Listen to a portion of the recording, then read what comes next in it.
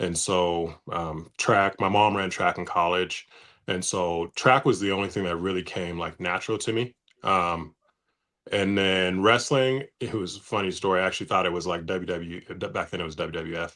I literally saw the flyers at school and I was like, oh, I'm going to go wrestle. And I could show up there and it's these mats and I'm like, so I stuck with it. I did it all the way through high school. But my tackling, I mean, just knowing how to maneuver your body, not being afraid, it builds up a little bit of confidence and a little bit of courage in you, wrestling. And so a big credit to my tackling is goes to wrestling, and then my speed would be, just being consistent, running track every single year. Wow. See, do you have an opinion right now? Like, I know obviously being in the coaching side of things, you see it most likely like just a lot of kids siloing into one sport, if not just maybe two potentially. But they're playing these sports year round. Even in football, you got sevens going on, and it's like some parents just simply don't have the funds to have them competing in multiple sports all the time, so they choose one that's kind of like their investment into their children.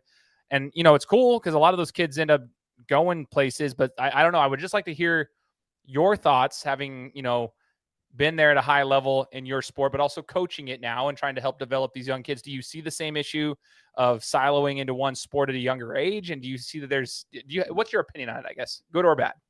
I guess there's a good and a bad. Sure. I'll just speak on my kids. They like, so I have one of my boys. Sometimes he's tripled up in sports, and so he'll have his say he'll have club basketball, he'll have school track, and he'll have 7-on-7 all in the same time. And so managing those on getting him to, it's almost like every single weekend you're somewhere else. And then with where we live in Idaho, every single weekend you're traveling far. So it is, I mean, it gets expensive. It's time consuming getting them to every single practice. Which sport do you prioritize at the time?